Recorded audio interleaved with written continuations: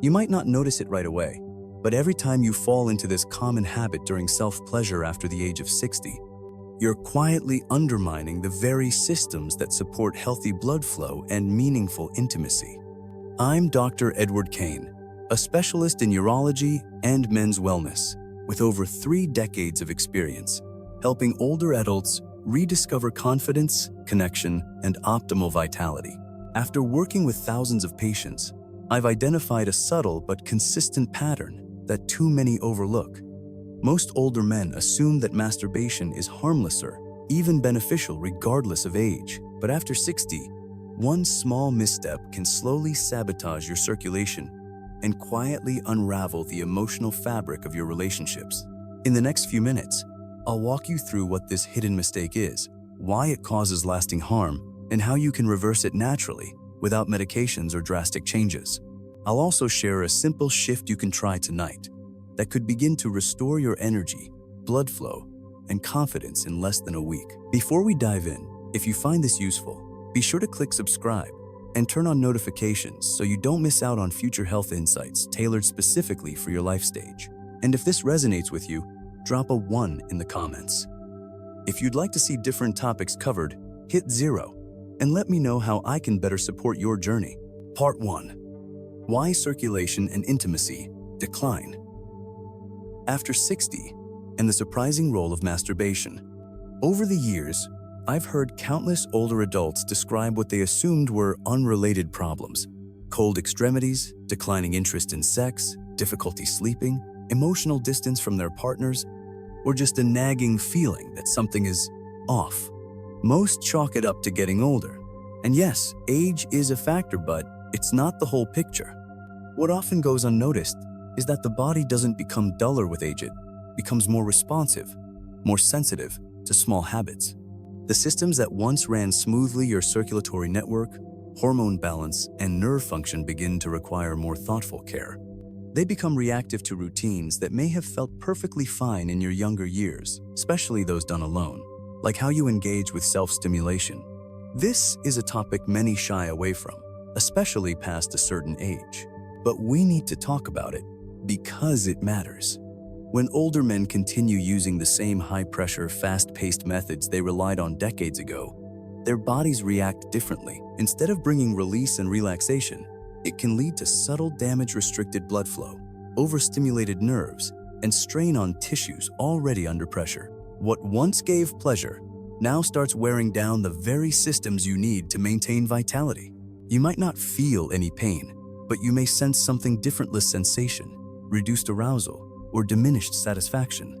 These are your body's quiet cues that it's being overworked rather than supported. Just like your heart, your pelvic region relies on healthy, unimpeded circulation. And when there's too much friction, too much intensity, or a lack of emotional presence, that circulation can begin to deteriorate silently and over time. But this isn't just a physical issue.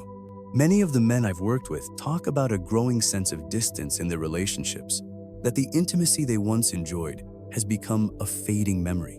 While they often chalk it up to aging, the real culprit is frequently a gradual shift in how they connect with their own body. That internal disconnection starts to show up external in their marriage, their confidence, and their emotional well-being. It's not easy to face, but ignoring it can quietly erode the quality of your life. Here's the good news. This kind of damage isn't permanent. It can be reversed. And the path to healing doesn't begin with medication. It begins with understanding what's really going on beneath the surface. This is where things start to get truly eye-opening. Because the biggest changes aren't just happening in your blood vessels or nerve endings, they're occurring inside your brain, altering your hormonal balance in ways most men never expect. If you're still with me, and this is hitting home, type 1 in the comments so I know you're here. Let's keep going, because what you're about to learn could change the way you think about your own health forever. Part 2. What really happens in your body when you overstimulate alone? There's a hidden aspect of self-pleasure that few people stop to consider, especially in later years. It's not just about physical touch or stimulation. It's about what's happening inside your body, your chemical balance, your nervous system, and your mental state. And I'll be honest, I didn't always recognize how deeply this mattered either. But after working with countless patients who were struggling with low energy, a fading sense of connection, and even a loss of interest in intimacy, I began to look closer. What I discovered changed the way I approached treatment. Every time you engage in intense, fast-paced stimulation, especially using tight grip or high-powered tools, you trigger a surge of dopamine in the brain. Dopamine is your reward chemical. It gives you that temporary high. But what comes up must come down. And immediately after this spike, your body releases prolactin, the chemical that signals, "We're done here, shut it down." For younger men, this hormonal dip is temporary, but after 60, recovery takes longer. And if this pattern of overstimulation is happening regularly, it creates a hormonal roller coaster. Your body struggles to stabilize. Testosterone levels start to decline, nitric oxide, which helps blood vessels dilate and support erections, drops. Even oxytocin, the hormone responsible for emotional bonding and closeness, can begin to diminish. The result? What once brought pleasure now leaves you drained, emotionally distant, and even more disconnected than before. Some of the men who come to see me describe feeling numb, not physically, but emotionally, as if they've gone disconnected from their own life. Most of them don't realize that their bodies have grown used to intensity while quietly longing for balance. And what truly surprised me was this. Once these men shifted how they approached self-stimulation, choosing rhythm over rush, presence over pressure, they began to feel something they hadn't in a long time. Aliveness.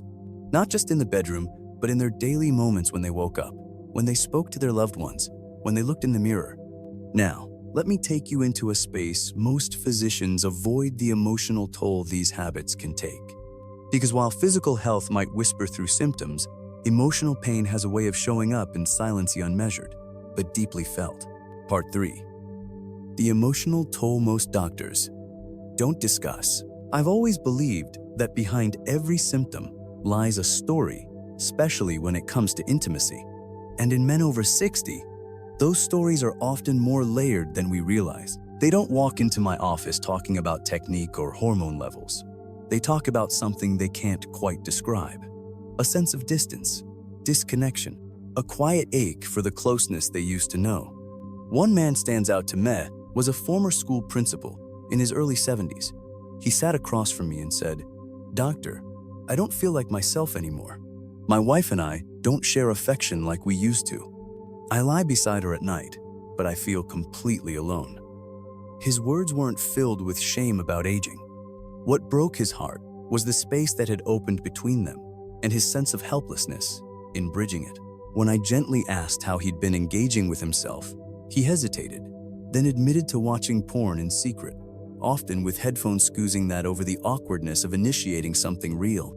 He said it felt easier than risking rejection, easier than trying to reconnect when everything had started feeling unfamiliar. And this is the emotional wound so few are willing to name. When self-pleasure becomes a retreat from connection rather than a path toward it, it starts to build walls. Quietly, slowly, not just in the bedroom, but between two hearts. And the more we rely on fast, isolated gratification, the harder it becomes to be open to express, to be present, to be seen. This isn't about guilt, it's about recognition. How we relate to our own bodies mirrors how we relate to those we care about. And if that relationship is marked by secrecy, haste, or numbness, it's no surprise that our emotional lives start to reflect the same. But here's the hopeful part. This can be healed. Not by giving up pleasure, but by reimagining how we experience it, with slowness, with presence, and with respect for this new chapter in life. I've seen men shift their entire outlook, not just sexually, but spiritually, by making a few simple, mindful changes. And in the next section, I'll walk you through those steps. 3 small but powerful actions that can help reawaken not just your circulation, but your sense of being truly alive again. If you're still with me and this message is resonating, type 1 in the comments. I'd love to know you're here and listening. Let's move forward to a deeply important piece of this conversation. Part 4, a gentle reset. 3 simple shifts to restore connection. After 60. Over the years, I've had the honor of sitting with countless men and women in their 60s, 70s, even into their 80s, people quietly wondering, is it still possible to feel that spark again? That aliveness? And my answer is always the same. Yes, it is. Absolutely. But the journey begins in a private, often overlooked space: how we care for our bodies when no one else is around. Healing doesn't demand sacrifice or shame. It starts with slowing down and showing your body a new kind of respect tone that honors your experience, your pace, and this stage of your life. I've created a 3-step process that has helped many of my patients not only revive their physical responses, but also reconnect emotionally with themselves and with the people they love. Step 1. The feather touch. As we age, our bodies thrive on gentler forms of stimulation. Instead of focusing on rapid or forceful sensations, the goal now is to awaken subtle feeling. Use a warm, soothing lubricant. Allow your touch to be soft, exploratory, and patient. This teaches your nervous system to tune back and to respond rather than be pushed. Step 2. The 3-day reset. Give your system a chance to breathe. Take 72 hours no stimulation, no pornography. Let your hormones recalibrate. Let your brain rest from the spikes and crashes of overstimulation. Many of my patients notice better sleep, more mental clarity, and even a surprising return of natural desire after this brief pause. Step 3. Reconnection. If you're with a partner, begin with non-sexual closeness. Just sit together, hold each other. Let intimacy grow without pressure. And if you're on your own, this step is just as power practice, being present in your body without needing to act. Breathe. Reflect. Notice the feelings that arise. This is about reestablishing trust with yourself, with your touch, and with your desire to feel again. I've watched these 3 shifts bring remarkable changes. One man told me that after a single week of softening his approach, his mornings felt brighter, his hands more awakened. Most importantly, he started to recognize himself again. But there's another layer many overlook. A set of warning signals your body may already be sending signs that your circulation and vitality are under strain. Part 5. When the body whispers, the early clues your circulation needs help. In all my years of practice, I've learned something simple but profound. The body always speaks. The problem is, most of us have been conditioned to tune it out, especially when the signs are subtle. Declining blood flow isn't just a heart issue, it ripples into every part of your life. From how clearly you think, to how steady your energy feels, to how your body responds when you reach for someone with affection. Let me know if you'd like me to continue writing the rest of this part, including the specific warning signs and final reflection, to how your body responds in moments of closeness. And when it comes to the subtle toll of overstimulation or long-standing habits that no longer serve you, especially after 60, the signs can be easy to overlook. One of the most frequent concerns I hear is fatigue, not the typical tiredness, but a deep, heavy weariness that makes even simple mornings feel like an uphill climb. For many, that's the first whisper. Others mention having cold hands or feet, even when the temperature isn't low.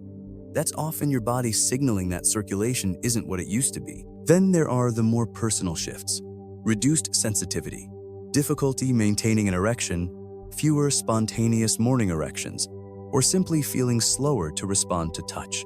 These aren't just old age. They're quiet messages from your body asking for attention. Some patients describe changes in their skin becoming thinner, drier, or more sensitive. Others experience numbness in their extremities or tingling that creeps in when they sit for too long. These are all small indicators that something vital may be off. What breaks my heart is how many people accept this as normal. It's not. It may be widespread, yes, but it's not something you have to accept. One man, a 68-year-old veteran, once told me, "I figured I was just getting old. I didn't realize the way I was treating my body was making it harder for it to keep up." He had been relying on intense pressure and stimulation for years, unaware of the toll it was taking. But once he shifted to gentler habits, everything began to change. His circulation improved. Yes, but so did his emotional state and his ability to connect with his partner.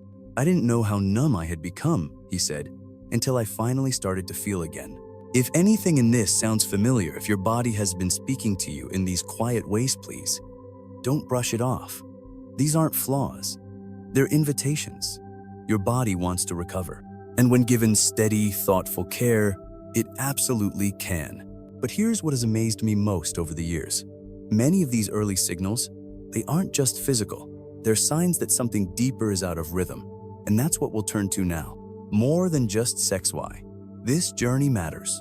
Throughout my decades in practice, I've sat across from thousands of individuals, most of them older adults, carrying questions they didn't always know how to ask. What starts as a concern about libido or energy often leads to something more personal, a quiet sadness, a fear that life might be winding down in ways they never expected. So let me be direct. No, it doesn't have to end here. What we've explored together isn't only about masturbation. It's not just a matter of hormones, blood flow, or sexual function. At its heart, it's about something deeper: how we care for our bodies, how we nurture connection, and how we preserve our sense of worth as the years go by. We began by examining the impact of aging on the way your body processes stimulation. How once innocent habits from youth can, over time, quietly wear down circulation, dull nerve sensitivity, and affect your emotional intimacy, especially after 60. Then we look beneath the surface, into the brain, where overstimulation disrupts the delicate balance of hormones. That dip in energy, the emotional flatness, the fading sense of enthusiasm, it may not be just getting older. It might be your body's quiet request for balance. We then stepped into a more personal space, the emotional landscape, one that's often avoided in clinical conversations. Because when intimacy begins to fade, when affection turns into silence, and when even touch feels distant, the real hurt goes beyond the physical. And here's the truth. How we relate to ourselves, especially in private, sets the tone for how we relate to others.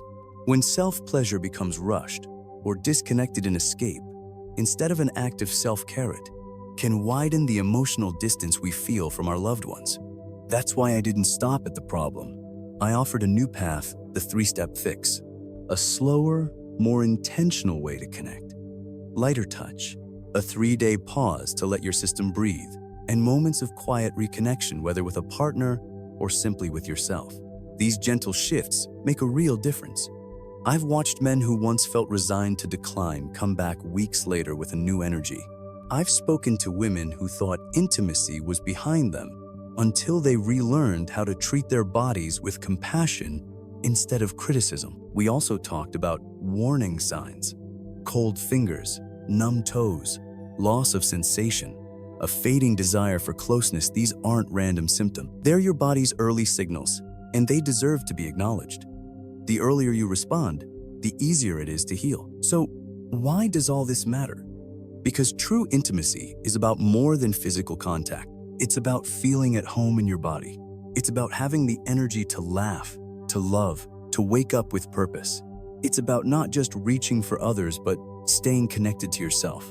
Too often, people assume this part of life ends quietly, that the window has closed. But I assure you it hasn't. I've seen people rediscover connection at 65, 72, even into their 80s. And every single time, it began with the same decision: to start listening to the body instead of ignoring it. If any part of this message resonated with you, if your gut is quietly saying, "This is what I need," then tonight, I invite you to begin. Slow down, breathe, approach your body with care. Choose connection, not avoidance. Because this isn't just about improving circulation, it's about reclaiming your right to feel deeply, to live fully, and to stay close to what matters most at any age. And that, truly, is worth fighting for. If you found this helpful or eye-opening, consider sharing it with someone who might need it too. Leave a comment. I read every single one. Your voice matters, and your experience could help someone else feel less alone. Let's keep this conversation alive, together.